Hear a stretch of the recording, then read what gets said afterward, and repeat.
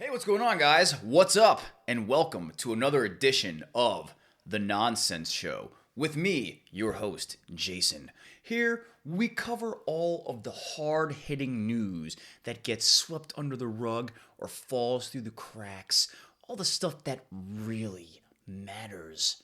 The heavy, hard-hitting, important stuff, okay? And I just want to make it clear that the stuff that I talk about in this, it's just funny. It's humorous to me, okay? I'm not going out picking fights over any of this. It's just hilarious, okay? It's hilarious. And I want to share the hilarity with you, okay? We're going to start today with a subject that is very near and dear to my heart. As a former server, somebody who served many, many years, I am a huge fan of tipping. Always behind it, 100%, man. You know what I mean? You're working hard for your money. You earn your tips, it's your money, for serving anyway. I guess there's some other professions. I tip my barber, but that's just me. I feel like it's getting a little crazy now here, man. Like, people are driving up to drive-thrus and you got little angry teeny boppers mad that they're not getting a tip. Like, what have you done? All you've done is handed me my food through the window. Like, what am I tipping you for? You know what I'm saying? Same thing with carry out food. Like, I'm just going to be totally honest with you guys. I do not tip on carry out food. I will not tip on carry out food. What am I tipping you for? Again, look, I put the order in, okay? I got into my car. I drove to the restaurant.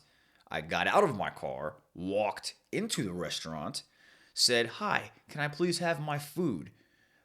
You then walked 15 steps, grabbed my food, and then handed it to me. Okay?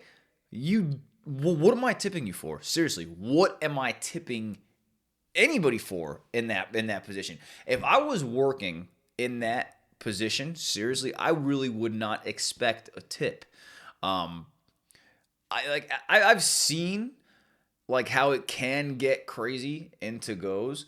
Like I said, I worked in a restaurant for a while, but at the same time, you're getting paid hourly also, so that's the thing that I don't understand is that most of the people that are like really complaining about tips are already getting paid like a fair hourly wage. Servers get paid like $3 an hour, $4 an hour, like it's something ridiculous.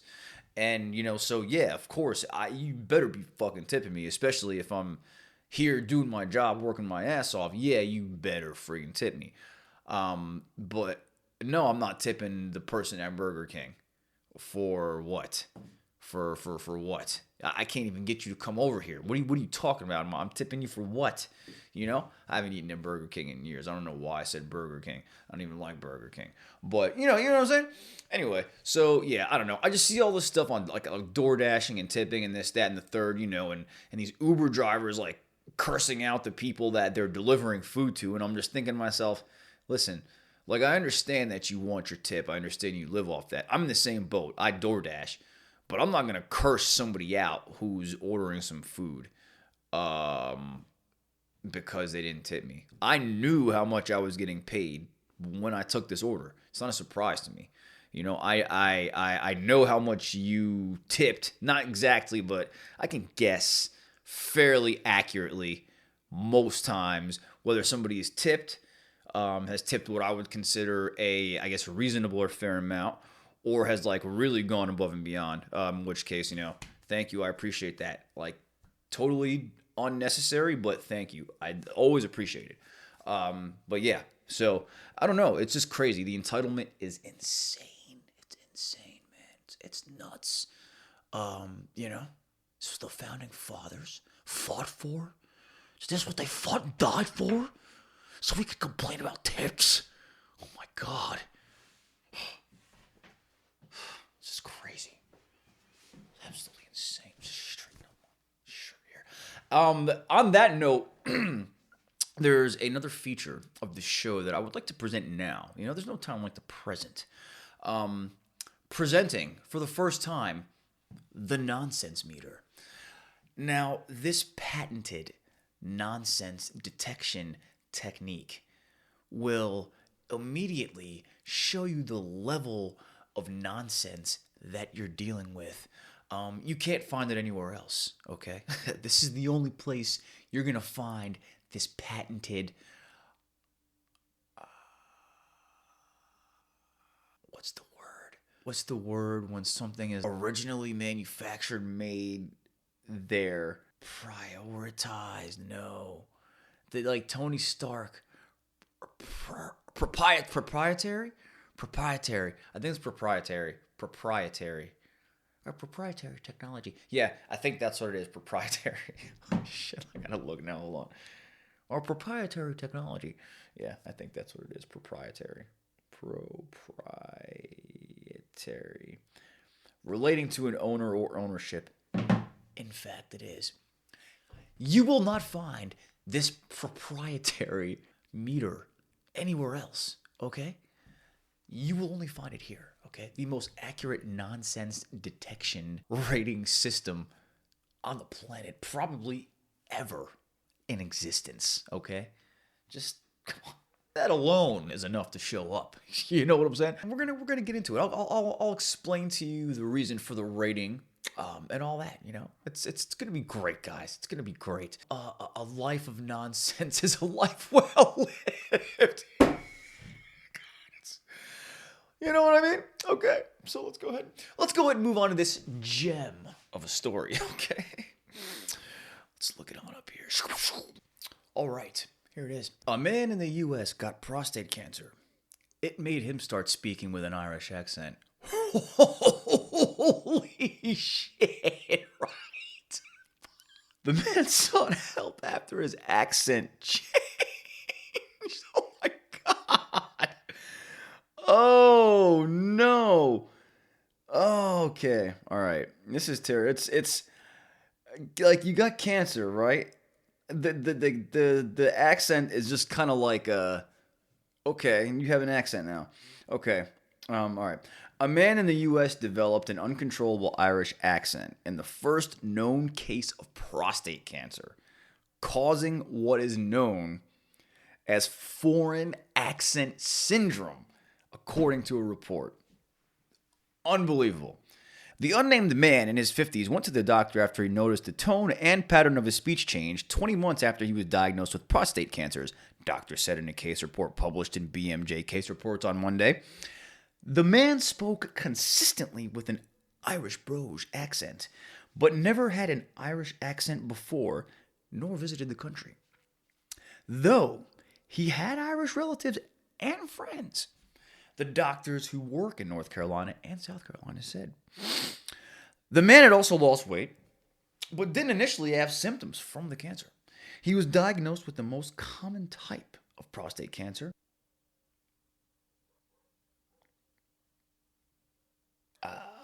adenocarcinoma or adenocarcinoma. There it is. Adenocarcinoma. We got there in the end. Adenocarcinoma following screening and had been treated with 2 types of hormone therapy and radiotherapy to his prostate and pelvis. The author said that the man had foreign accent syndrome, a rare phenomenon where a person's speech and articulation consistently changes, so they sound like they have a foreign accent. It can occur after a stroke, but in this case it was caused by paraneoplastic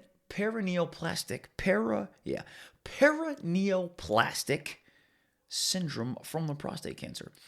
Paraneoplastic syndrome refers to a group of symptoms caused by cancer cells that release hormones and other substances. Now I'm going to go ahead and just stop right here because this is crazy. Now, I just don't see how cancer can make you change the way you speak. You know what I'm saying? Like, what hormone would be released in me that would make me change my accent? You know, I don't know how that would be because my accent is a result of so many different things, you know, of where I grew up, of things that I've seen, things that I like, things that I want to portray. So many different things, you know, subconsciously. So how is it that some kind of like enzyme release or like some kind of endorphin release in my mind is gonna change that. I just don't see the correlation. I'm really struggling to understand how that's possible. That's crazy though. He's not the only one though. You know what I'm saying? Like I guess that's happened before, rare as it may be. Stranger things have happened for sure. So I guess you can get an accent from cancer. But really, is that like a side effect though? Like, wouldn't that be kind of cool? You just show up and you just have an Irish accent. So people have to work at that shit for years. You just have an accent now. Enjoy it, bro. Go out there. You're fucking get one of those like kiss me I'm Irish shirts. You know what I'm saying? Like rock that shit out, bro. Enjoy it. Make the most of it. Get out there. Be Irish for a day or whatever. I don't know. Do your thing, man. But yeah, I don't know. That's crazy. I've never heard anything like that before, and I've heard some crazy shit. Yeah, I hope the cancer goes away. What if the cancer goes away? The fucking accent stays. Like, what does that even mean if that happens? Yeah, that'd be pretty crazy. Anyway, okay, nonsense score. Like, let me see. I don't know, man. That's. I'm gonna give that a solid 2.5 nonsense. Okay, because that is like it's kind of like medical-ish. Okay, it's medical-ish. It showed me something that I didn't know. It's kind of interesting, funny, and kind of like, I don't know, also made me think in a way I didn't really expect. You know what I mean? So, the nonsense to me is low here. Okay, not a high level of nonsense. Yet it made the list because you have an accent from cancer, and that made the news. So, need I say more? 2.5, solid 2.5 nonsense there. Pressing onward, we're going to talk about a gentleman named 30 Deep Grimey, okay? Real class act here, class all the way. Just, you can tell, just a classy guy. If the look is not enough, the guy's got a song named The Biggest Dookie, okay? He's going to prison 7.5 years for, he's a felon in possession of a firearm, okay? Just released an album like yesterday, right? And what are you doing, bro? This is something that I never understand, okay? This is something I just don't understand.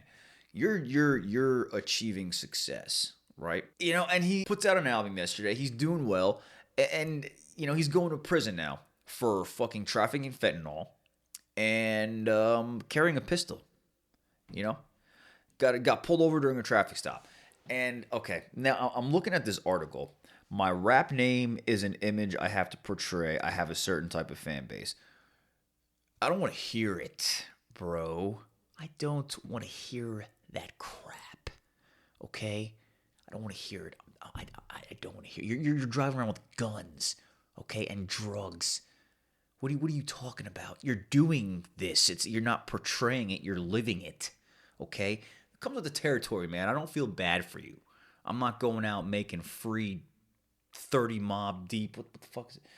30 deep grimy. I'm not going out making free 30 deep grimy posters here. All right, bro. All right, now here's something that I want to get on here. Okay.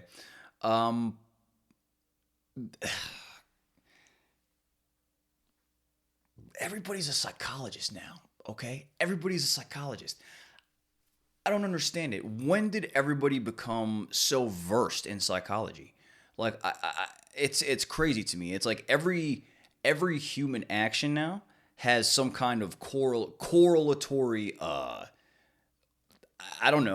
catchphrase. It's crazy. It's like toxic this, safe that. It's like, dude, listen, people are just being people as they always are. I'm not saying that those things don't exist, but I think that there is an overuse, like a gross overuse of all of these things, and like people are just kind of piling on all this extra shit, that it just doesn't need to be there. Allow me to explain. Ice is one of the rudest dining habits ever, and you might be doing it. Really? Let's hear about ice. Anything you can do, I can do better. I can do anything better than you.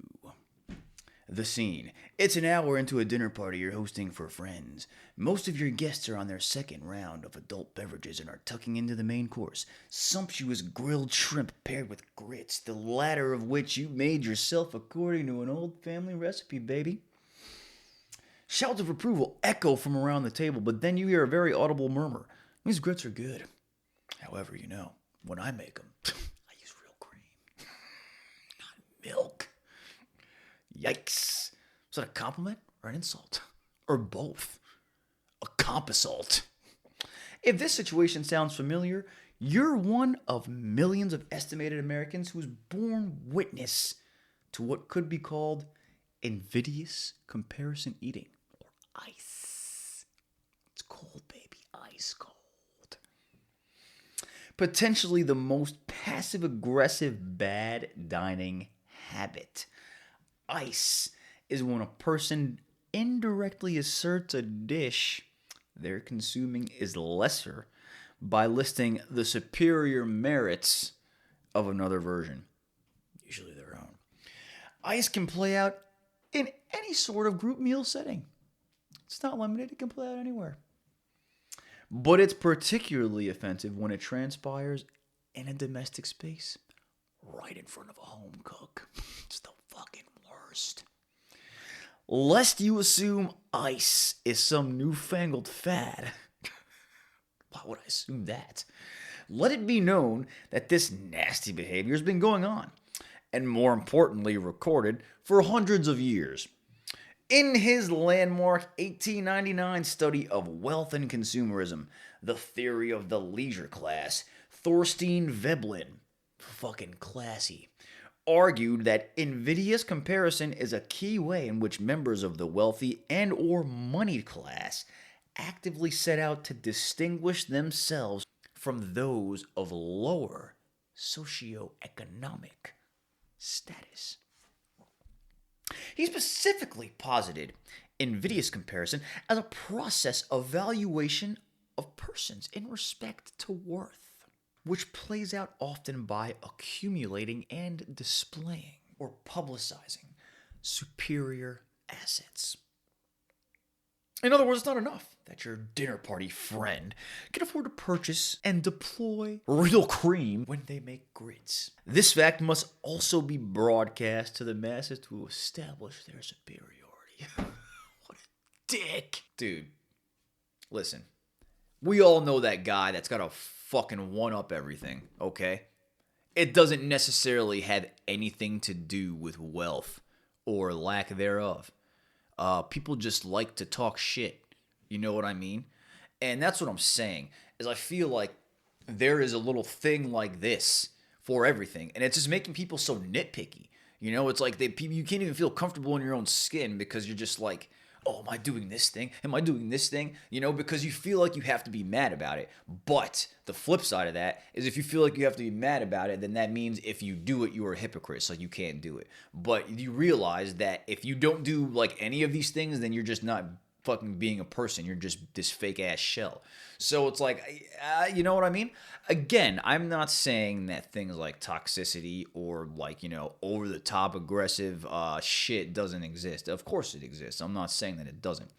All I'm saying is it exists in everybody. You know what I mean?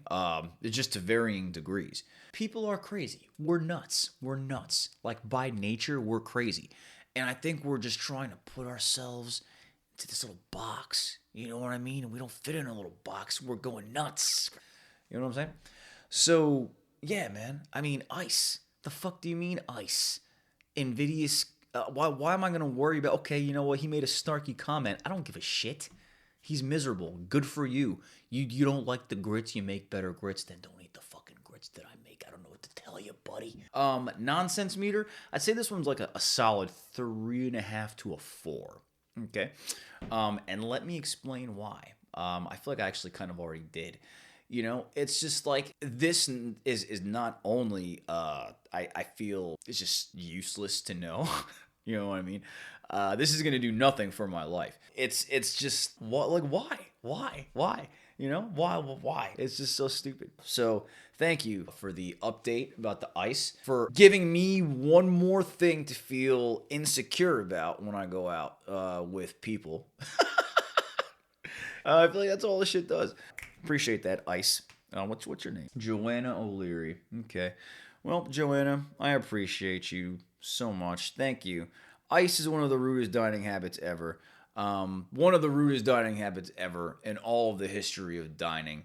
You know, one of the rudest is saying, "Hey, you know what? That's good. I make it with cream." Totally rude. Just off the charts. Insane. You know, at the end of the day, really, it is what you're gonna worry about. Okay, look, guys.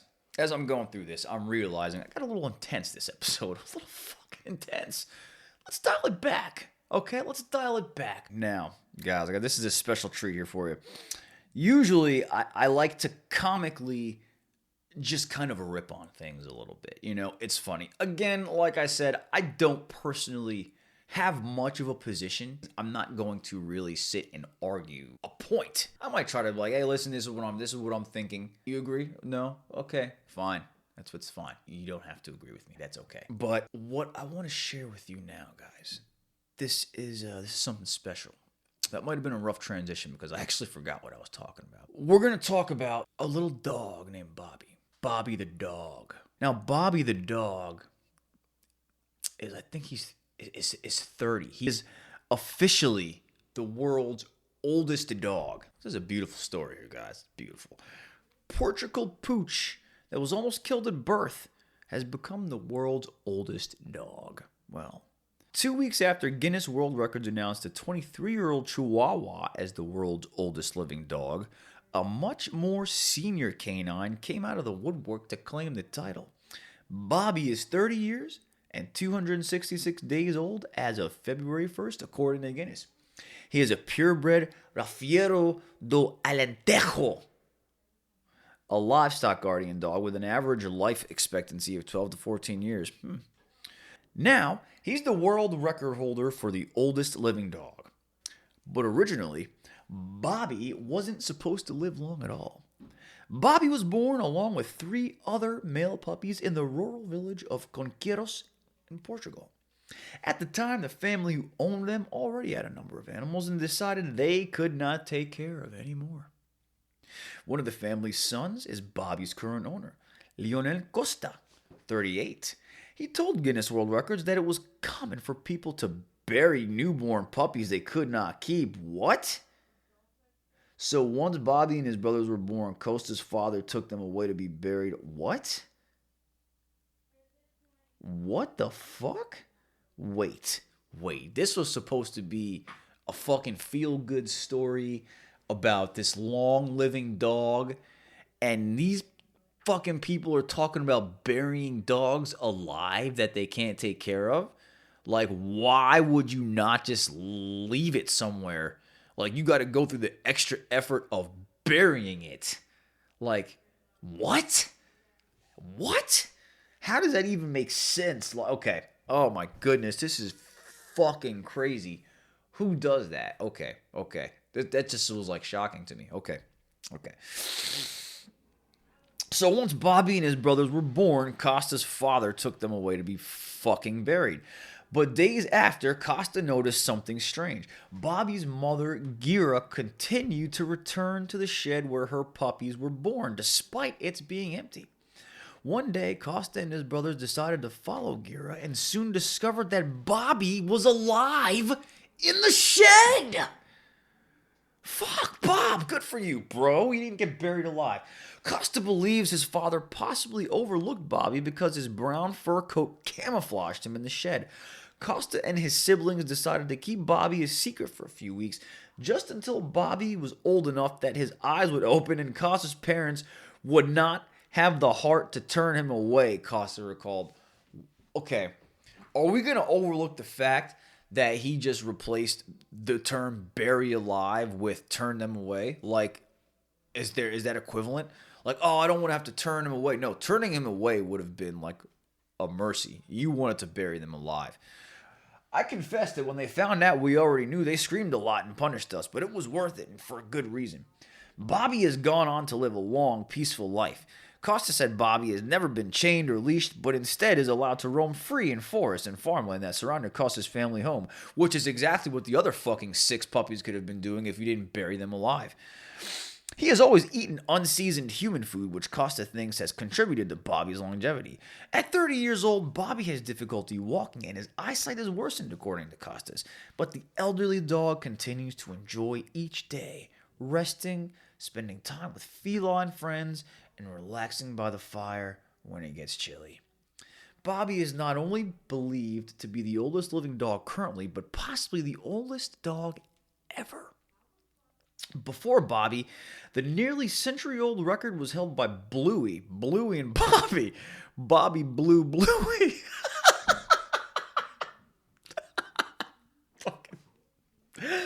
An Australian cattle dog was... Okay. Before Bobby, the nearly century-old record was held by Bluey. An Australian cattle dog was born in 1910. Bluey lived to be 29 years and 5 months old, according to Guinness World Records. Okay. Okay. That's pretty much it. Now, I just really wanted to focus on the fact that this dog lived for 30 years. Like, that's so cool. I think it's awesome. And I was like, really, I thought that was a beautiful thing. I'm like, that's so cool, man. Like, I love dogs. I got 2 dogs. I got 2 cats. I think I showed you actually a video of my cats infiltrating the room here. I gotta admit though, I was totally distracted and focus was shifted immediately upon learning that they buried the other dogs. Why would you do that? I just don't understand that. Like it's you have to go through extra effort. All you could have just left them out, or just like, put them somewhere. You didn't even have to do anything, But you went through the extra effort to bury them alive. Why would you do that? It just doesn't make sense to me. It just blows my mind. Why? Anyway, let's go ahead and put that in the rear view. Let's talk about Bobby. Now, everybody loves dogs, okay? Dogs are awesome. You know what I'm saying? I can only pray that my sweet, sweet Ginger and my beautiful, wonderful Shug can live to see 30. You know what I mean? That would be awesome, okay? As far as nonsense, you know what? This gets a... I'd say this gets a... You know what? I don't think this is nonsense. I think this is a solid piece of news here.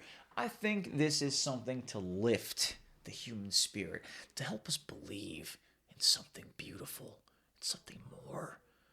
And I love it. It's good stuff. Yeah, so no nonsense. This isn't nonsense, okay? Them burying their dogs alive, that's a fucking 5 out of 5. That's some bullshit. But this is good stuff right here. All right, guys. I've been rambling long enough here. Appreciate you guys sticking around. If you like this, go ahead and subscribe. I put out episodes every week, so just go ahead and check them out, if you like to. If not, whatever. Do your thing. Anyway, guys, I appreciate all of you.